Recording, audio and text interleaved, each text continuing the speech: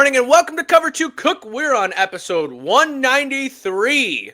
We're going to be talking about the Super Bowl as we're 1 week away from that happening. The Vikings are making news, and as a Vikings fan, I got opinions on that. We're going to talk a little NCAA football, WWE, and Olympics, as there were some interesting things that happened this weekend. Not just my hairline going back, we had other sports information as well. So we got a lot to talk about. Let's get it started. Yeah, I was going to do a vertical jump there. Thank you, Socks. Travel been to Indiana, and did Cover 2 Cook get you a good hotel? Indiana? No, I'm in Louisiana. I'm here for Mardi Gras. I know that this might be hard, but I don't know how much you remember Friday night since we left you damn near when you fell asleep. I got my belly full, man. I was like, I warm covers and warm. I was like, I could go to sleep right now. Yeah, I'm gonna go with Jack Dorsey. Final answer? Yes. All right. This is going to be a long fucking day. Well, welcome back to Cover 2 Cook. We're on episode 193. I'm here with Anthony and Tim, and we are 1 week away from the Super Bowl, where we will have Mike Tirico and Chris Collinsworth kicking off our Super Bowl. I saw this question on social media, and it was like, who is your favorite and who is your your least favorite commentator? So I wanted to start off our podcast with that. So Anthony, who is your favorite commentator? Yeah, so I really actually do like Mike Tirico. I actually think he's really good. I know, I can see it. I can see it, Timmy boy. But I like Mike Tirico. I think every play is exciting to him, things like that. I like Greg Olson. I know he's kind of been put on the shelf, but I think his voice is very good, and he's able to talk the sport. That kind of him and J.J. Watt kind of go hand in hand on that one.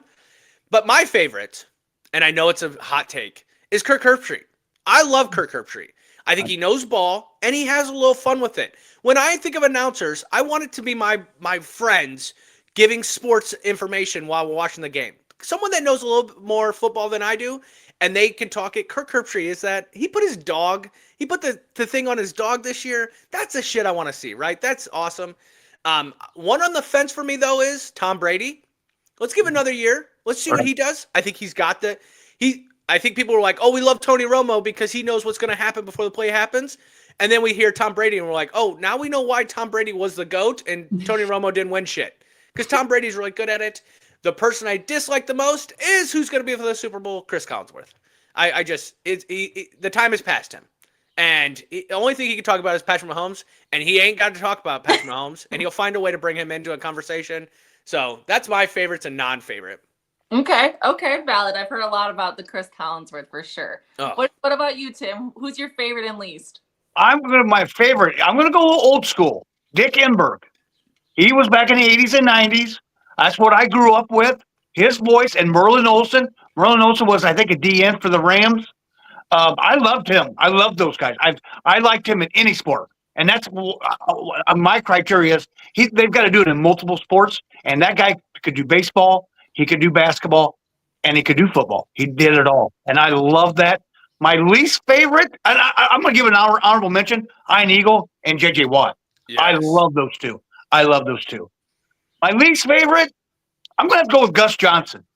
This play is like it's the last play. Come on. I heard when that guy caught the ball in the Indiana one, I thought he was going to have a heart attack right then and there. Because he couldn't talk. That replay has got to be called like it's the greatest play of all time. I'm not down with that. I think Gus Johnson earned his respect because of that play. Because that play was one of the best plays. It was a good one. It was good. But I will say Gus Johnson's the guy. But I want the announcer to keep talking. Yeah. Not just he started going into cardiac arrest. I don't want that. That was just too much. Sometimes he just gets a little too excited, and I'm like, I don't need all that. So that's my least favorite. And Gus Johnson's a person that you can't go to the bathroom while listening to the game. Because you think every play, you're like, oh, I got to piss. And so you walk away, and then you're like, oh, he's going down the sideline. And he got 4 yards. And you're like, oh, I could have pissed. Like, he just went around the corner. Yeah. Yes. Yeah. But energy is sometimes contagious. It makes the game – because sometimes he gets like an Indiana or Iowa and like Michigan State. Nobody gives a shit about the game. Yeah. And then you listen to it and you're like, okay, like, hey, there's some energy. Right. But yeah, I do agree. Sometimes you're like, I got to walk away, so let's just chill it out for a second Yeah. so that I can come back. Kevin Harlan's another one that kind of gets excited about every play too. For And basketball, yeah. Yeah, for basketball and football. Well, I have my own 2 cents on this. I have a couple answers here because my first answer is I usually just tune out the commentators. There we go.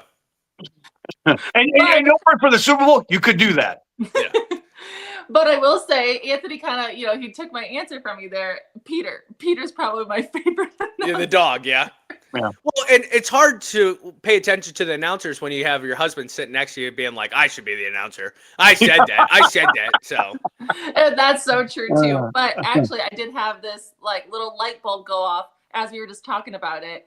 I would say I like Joe Testorori. Just you know who I'm talking about. yeah. Joe Tessitore, yes. Yeah, like he does like you said, Tim, like somebody who does a lot of things. Like he does a lot of things. I feel like, and I feel like I can listen to him, especially on Holy Moly with him and Rob Riggle.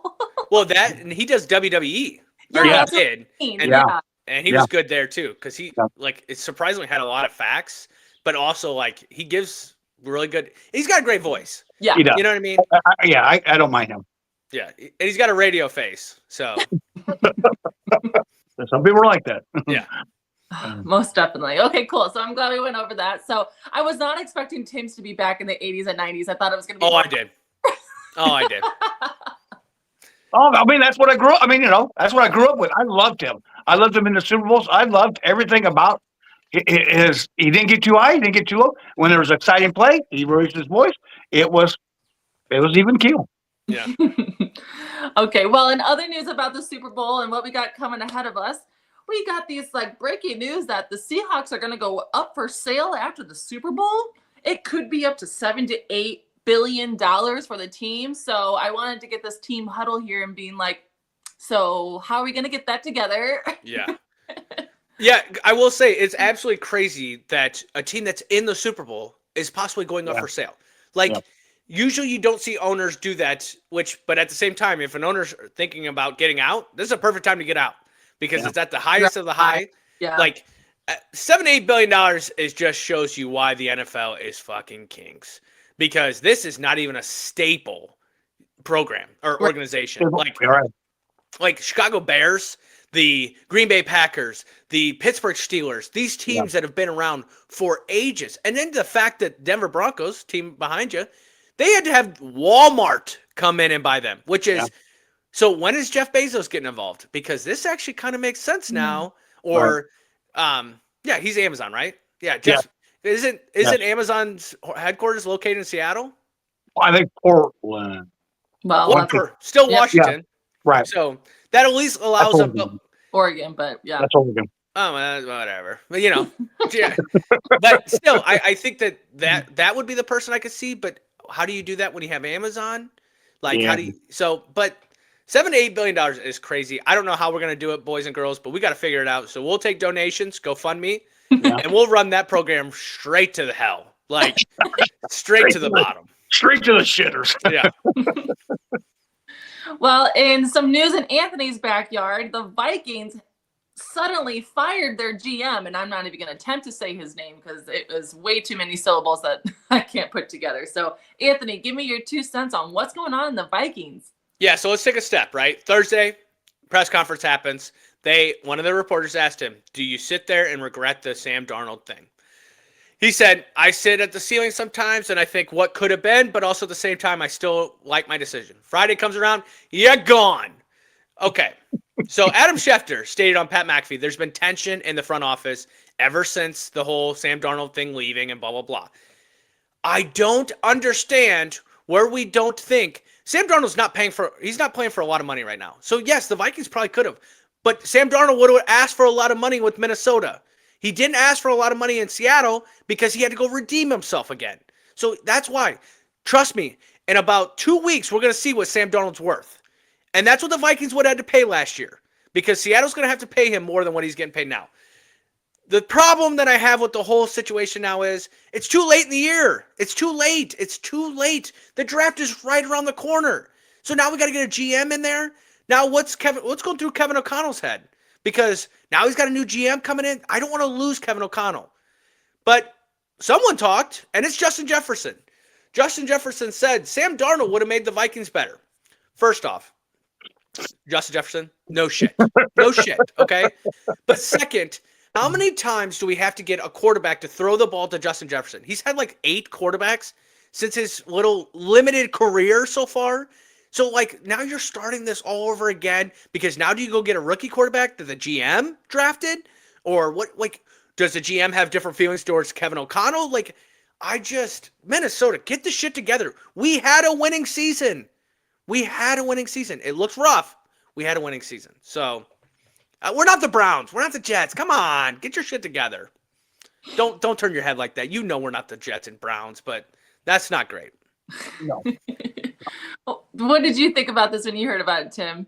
Well, and I think also too, I think letting Daniel Jones leave the building Yes. is another issue that, and the year that he had before the injury, and now it's kind of coming back with JJ McCarthy. You picked him, and now after 2 seasons, it's not looking like a great pick. Mm-hmm. Yeah. So I think that's another deal why they, and by him making them comments, he probably signed his own death wish when he said that. Yeah. Because they know, okay, and you know what, Anthony, I don't know if it's too late yet. The Senior Bowl and that stuff is coming around, I think next weekend or this weekend. Might have been this weekend. Yeah. So, It was this weekend. right. So really, you don't really need anybody as far as a GM to go down there. It's mostly going to be coaches anyway, I think. So, Connell could go down there. But I agree with you. Now, if you fire the GM, the next GM that you get, Connell's probably on a 1-year deal then. Because if he doesn't get him to the playoffs and that, they might fire him because that's not his guy. Yeah.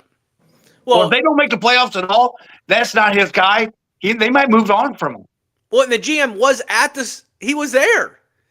They flew him back to Minnesota on Friday to fire him. Like that's what I'm saying. It's like it's crazy. And the man's had a winning record being in Minnesota. Like, can we just for a second stop making irrational decisions? Like quick decisions. Like, I get it a little bit more in the coaching world because we've seen Sean Payton, we've seen Vrabel, we've seen these coaches come in and change Ben Johnson changed programs. No. But GMs, you don't hear about that. It's like 5 years later, we're like, oh, hey, that GM did. We don't have 5 years. Justin Jefferson's getting older, and Kevin O'Connell's getting disgruntled. So what? And obviously, Justin Jefferson's getting disgruntled because he makes this comment. Like, our winning time is now. Yep. So what are we doing? Like, you don't see the Eagles doing this. You don't see the Chiefs doing this. You don't see programs that reload every year to get back there. You don't see this. Now, at the same time, Eagles can't hire an offense coordinator because nobody wants to coach there. So maybe my backyard is a little bit cleaner than what, but it's still like this is not good. Well, hope the best for Minnesota here. Hopefully they can get their shit together. Yeah.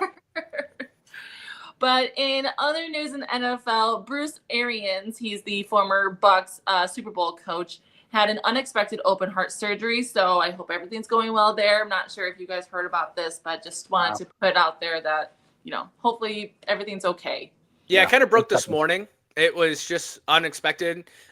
Bruce Arians has been on Pat McAfee multiple times. I think I like him now more than like when he was a coach. You didn't, whatever. But like now that he's been on TV with Pat McAfee, awesome. I think he's a great guy. He's obviously a family man, things like that. So hopefully a speedy recovery. But open heart surgery, I don't care whether technology goes where it goes. That's always scary. Yeah. When it's the brain and the heart, those are the two things that you're like, that shit is always scary. So hopefully he has a speedy recovery because we need him back on Pat McAfee because he likes to drop that F-bomb multiple times. And Pat's like, hey, come on, man. We can't do that. And he's like, and before you know it, he says something else again. And he's like, Pat's like, come on. Like, we have an F board over there, and we're on 0 days because you've been on here 2 days in a row. Like, right. So I do too. I hope for a speedy recovery for him.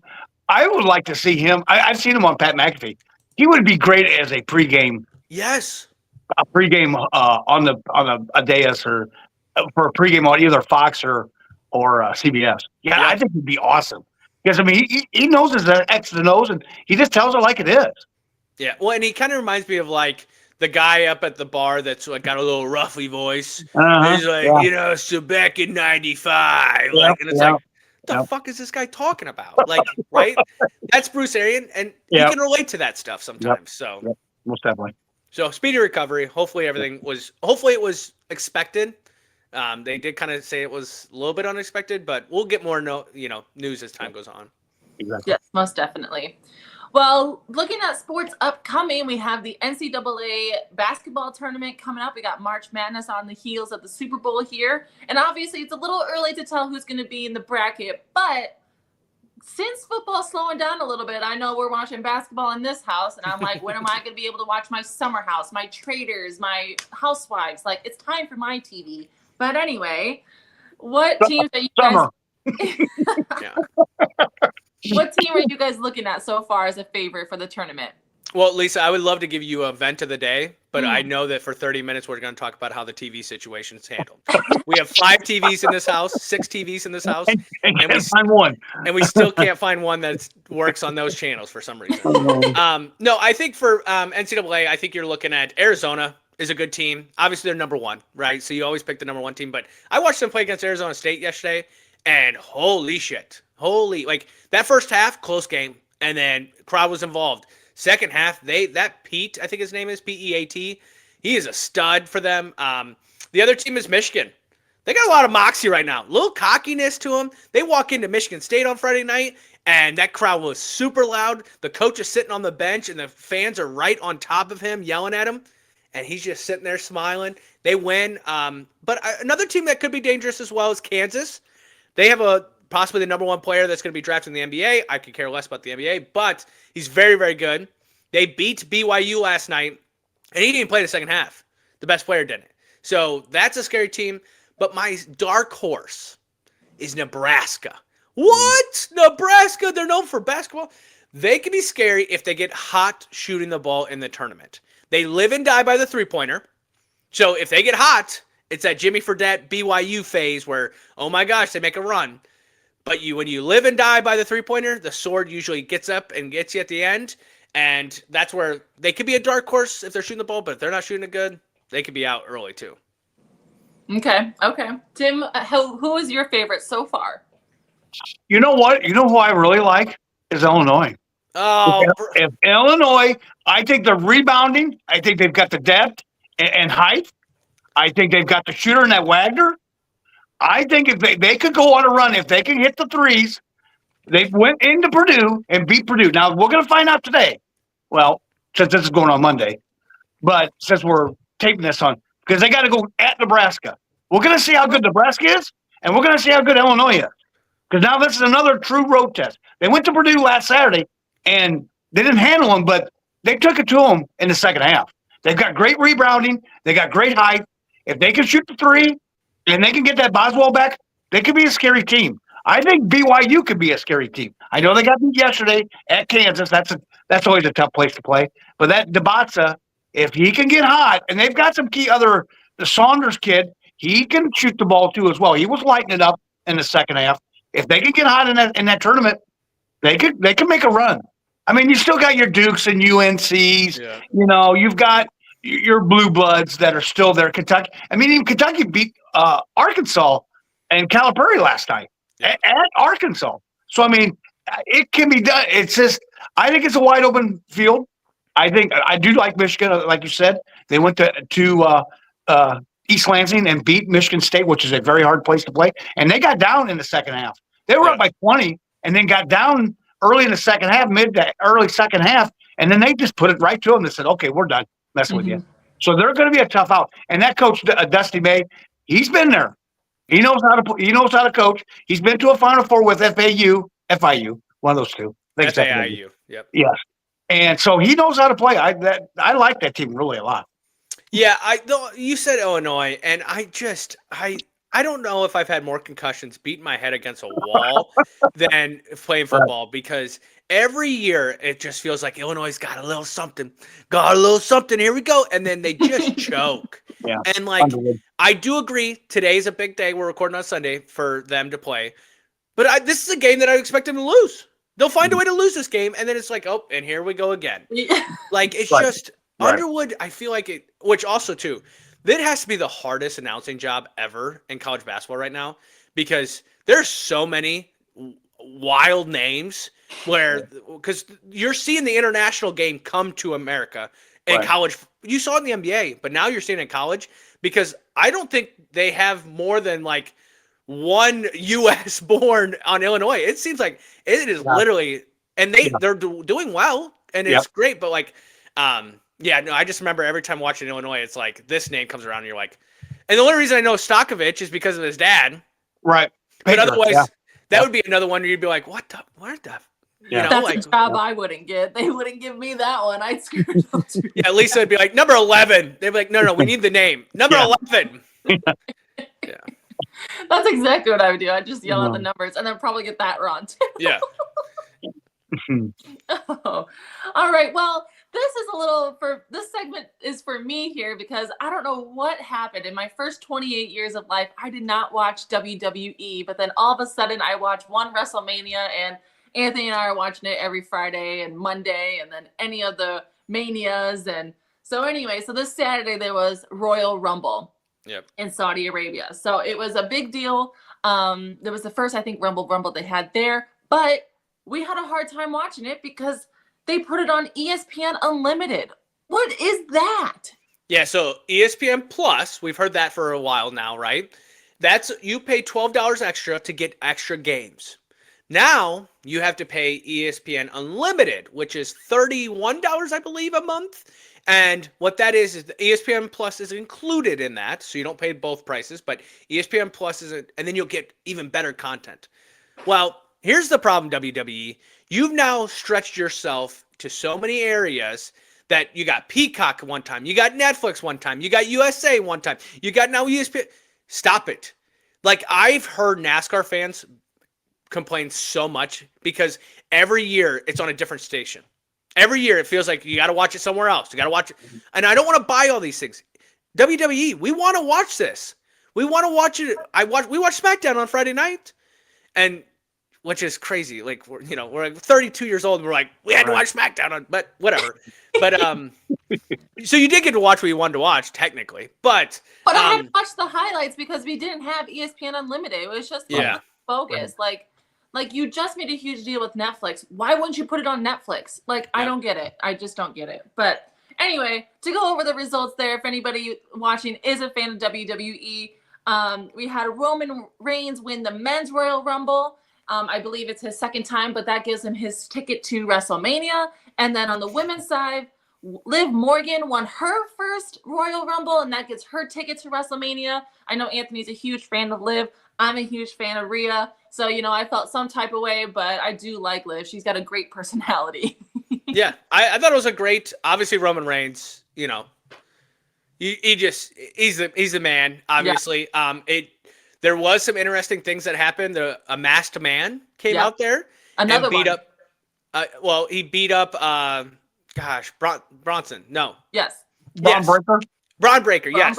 Yep. Beat him up and then throws him in the ring. They throw him right back out. Mm-hmm. So Paul Heyman's sitting there going, because he just double chin is just going around. But he walks out with Brock Lesnar. So that was a huge one that came in. Yeah, which Brock Lesnar and Paul Heyman have history together. Okay. They had a lot. But so does Roman Reigns. So I don't know. I love the thing about WWE right now is their stories are great. The storylines are just amazing. I just feel like the wrestling's kind of lacking a little bit because back in the 90s when you had Stone Cold and The Undertaker and all that, they didn't have any storylines. It was just, I'm going to beat you up. You going to beat me up. And then but the wrestling was awesome, right? It would be like one of Roman Reigns or like a Royal Rumble like this where like the 30th person comes out and then they hear one more music and it would be Stone Cold and he'd go stun every one of them and then walk out, right? Like that's the fun that we want to see, but go Liv Morgan. What'd you think? Did you see anything about those? ESPN had a lot. Yeah, I mean, I seen like they did like a pregame deal for it. I ended up because I got up early on Saturday morning before I went to work because I couldn't sleep. But anyway, and they had people coming out. I did hear that they were thinking that with why Roman Reigns won is because it's been 2 years since his last title shot. So now they think it's time for him to get back into the groove of it. So they're thinking that's why he was kind of one of the favorites. They actually, you could bet on this. Yeah. You know Oh, yeah. that. And they had odds and everything else, and he was the like chalk. But they said, I remember who this was. They interviewed Bailey, and they said, you cannot. I mean, Bailey last year was in there for over an hour wrestling. Yep. You have to be a special athlete to be in a ring for over an hour wrestling. And Yeah. I'm telling you, what, that's hard, very hard work. And I mean, that's these wrestlers are athletes. Oh, I don't give a shit what they say. They are athletes. If they've got to spend an hour in there to do it, that is just amazing. So overall, this $32 an hour, 32. I don't know. Yeah. Somewhere it's like the NIL and the transfer portal. Somewhere that's got to stop. This has got to stop. Somebody's got to step in. But Well, and I'll say this too, like the Paul brother, the fact that like he was YouTube, but then you watch him wrestle and you're like, he's a hell of an athlete. And then Right. you find out later on, oh wait, he won state championships in wrestling in high school. Right. Like he's not just a bum, but like the high flying. And so Lisa loves that, right? Right. She's like, the high flying is crazy. And I'm like, well, you never saw the Hardy brothers then. Because the Hardy brothers were awesome. Yeah. And they would take it to the limits. They would jump off cages. Yeah. So when we get the TV, where there's nothing on that I need to watch, we'll just go on YouTube and we'll watch old highlights because I think Lisa would love that. Now, wait a minute. Now, she needs to watch the shows first. Then we'll circle back around to the highlights. It just debates on how much time we got. You know what I mean? Right. You need quick YouTube videos.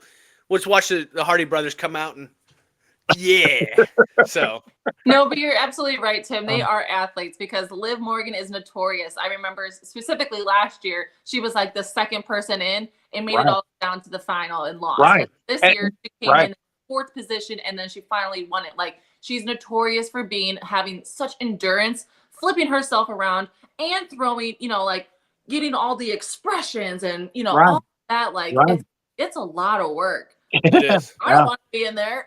No, not for an hour. No way. I can't even do 10 minutes. What are you talking about? Yeah, I would. Yeah. Three. Yeah, most definitely. They call me 2-minute man, but I don't think it's about my wrestling. Yeah. At least Okay. You're not. Yeah, you're not Ric Flair. Let me tell you that. Other exciting news that we get to look forward to besides the Super Bowl coming up is the Olympics is starting in 5 days. We just hear some awful news about Lindsey Vonn getting injured on her ski runs there, so she had to get airlifted out. Anthony can give a little more details about that, but we are getting to see the Winter Olympics, and that is a huge accomplishment for her. So I hope everything's okay there. But Anthony, give us the insight of what happened with Lindsey. Yeah, so she injured her left knee. Bad trial. Obviously didn't go great, but 2 people actually got hurt before her.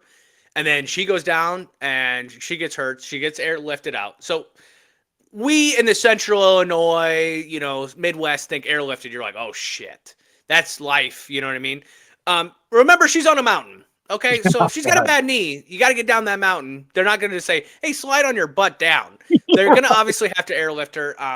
I will say she's already tweeted. She's already Instagrammed. So she's okay. But this does, unfortunately, now kind of say whether she's going to be at the Olympics or not. She is older, man. And hopefully she can do it. But a lot of teams have an alternate that can be there for in case. I hope that decision gets made early enough where that alternate is able to, because remember, Olympics come every 4 years. Yeah. So these people only get about a 5-time chance if you're really good. If not, maybe 4, 3, 2 times where you're able to go to it. So if Lindsey Vonn's not able to go, I hope this other person is able to go and get a chance at going for gold. Yeah. But fingers crossed, we'd love to see her play or ski. Yeah, well, when they came out with that commercial, it was like, holy cow, that's incredible, because she thought the last one was going to be her last one. So it is 8 an years ago. accomplishment. Right, right. So that is a huge accomplishment. But that did want me to ask you guys, as we come to the Olympics, what's your favorite Winter Olympics event? So, Tim, what's your favorite? I think I like curling. Ooh. I like curling because it's shuffleboard on ice. Yep. And if anybody doesn't know, shuffleboard is a great game at a bar. You can play. They have it's dust, Mhm. like little salt, what they call it. Yeah. And then you take this little deal, and you skid right down the deal. And it's exactly the same thing with that, other than there's a guy down at the other end on curling that's doing his brooming. I love that. I love that. It's strategic. It's awesome. I really like that. What does he do? He- Yeah. Yeah. That's what I thought it was. There it is.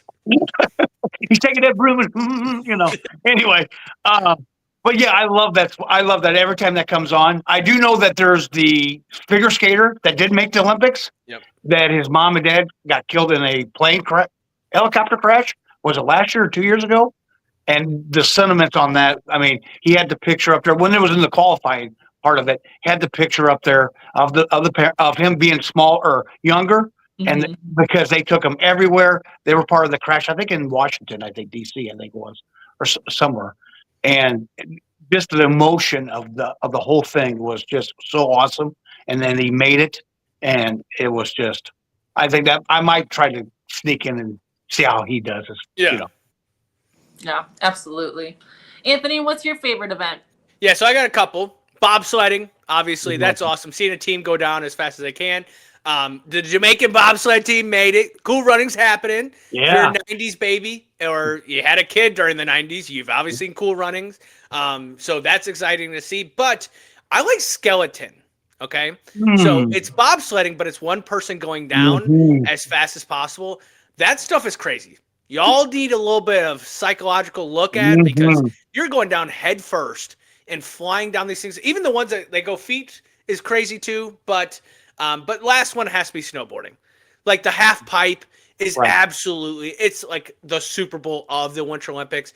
You're waiting to see people like Shaun White. Obviously, he's the past. But like these people going down, the Flying Tomato, he had a nickname because the amount of air that they get. And like, it's just, I'm a big guy. I can't imagine my ass getting up off that. I would be screaming the whole time. So, but yeah, Winter Olympics. And hockey's always good too, right? Yeah, But, I was going to say that hockey's always good because of the excitement of, and we went through that last year with the Four Nations. Four Nations. So now you're going to get a bigger scope of it with everybody. Yeah, I love that. Yeah. Yeah. And then U.S. and Canada have to go. They have to throw hands again. Like, most definitely. Yeah, no, I would say for me, I do like curling. That's a fun one to watch. But I also like the alpine skiing where they like the one that Lindsey Vonn is probably doing, right? Where you have to, get your angles right and hit all those. That's really fun to watch for me too. And How about a little cross country skiing, huh? Yeah, that's what I was actually, the one where they got to shoot the gun. Yes. And then go to the next thing. Yeah. That one seems pretty fun too. Knowing my luck though, I'm getting over there and I'm on my hands and knees and you want me to do what? You want me to shoot a gun? And just go to the next one. Like, yeah. Oh. When you talk about these athletes, they train 3 years, 4 years to get to this stage. So, all right. Well, that is episode 193. We had a lot of different sports kind of talking about because NFL has to take a whole damn week off. We will have a lot of good information coming up this week as Super Bowl week starts. You'll hear something's going to have to happen, controversy of some type. If not, it'll be interviews where you get to know these players a little bit better, coaches better, GMs, things like that. And then we are starting to talk about NCAA basketball because we are right around the corner for March Madness. Conference championships and all that will come up as well. If you like what we do, follow us on Instagram, TikTok, YouTube, and all those. Have a great start to your week. We are now finally in the week of the Super Bowl. Is it the Seahawks? Is it the Patriots? We're going to find out next week. So tune in to us. Have a great start to your week, and we'll talk to you later.